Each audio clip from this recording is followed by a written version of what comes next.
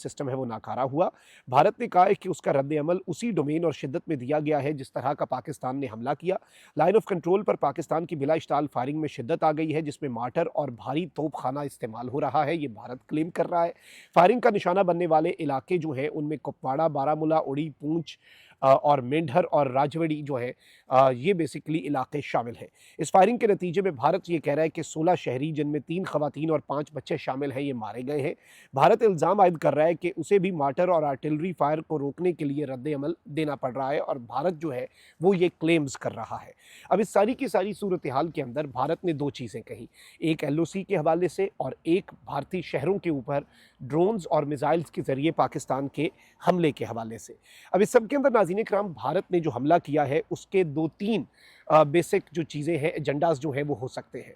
और ये जो पूरा खेल रचाया गया है, ये तो मैं आपको बाद में बताता हूँ कि ये जो इसराइल का इन्होंने हैरप ड्रोन इस्तेमाल किया है, जो कि खुदकुश ड्रोन है। ये खुदकुश ड्रोन जो है, इसका काम ही ये होता है कि ये सर्वेलेंस करे, ये खुद को भी तबाह कर ले। इसके अंदर ये ऑप्शन भी है, ये सेल्फ डिस्ट्रॉइंग होता है, या फिर ये किसी टारगेट में जाके जब लगता है उसे, तो ये अपने आप को भी तबाह करता है।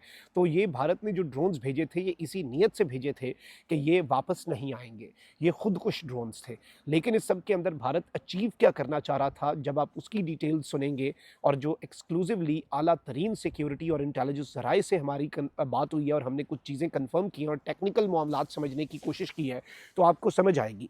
सबसे पहले नाज़रीन इकराम, भारत इस सब में अचीव क्या करना चाह रहा है, ये आप समझ लें।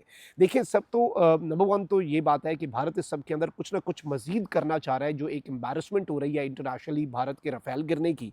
इसके साथ ही साथ पाकिस्तान की एयर स्पेस जो है उसे सैचुरेट करने की ये कोशिश है, ड्रोन्स और मिसाइल्स के ज़रिए और छोटे ड्रोन्स भेज रहा है, ताकि पाकिस्तान की एयर डिफेंस की कैपेबिलिटीज़ जो हैं उन्हें जांचा जा सके, ताकि अगर फुल स्केल वॉर होती है तो भारत के पास एग्जैक्ट डिटेल्स हों कि पाकिस्तान की एयर डिफेंस जो है वो कितनी इस वक्त एक्टिव है।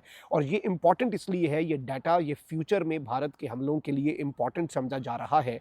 और इस सारे टाइम के अंदर इस टाइम का फ़ायदा उठाते हुए भारत मैक्सिमम इंटेल जो है, इंटेलिजेंस जो है वो इकट्ठी करना चाह रहा है। इसके साथ-साथ भारत एक साइकोलॉजिकल वॉरफेयर का फ्रंट भी खोलना चाह रहा है, पैनिक फैलाकर।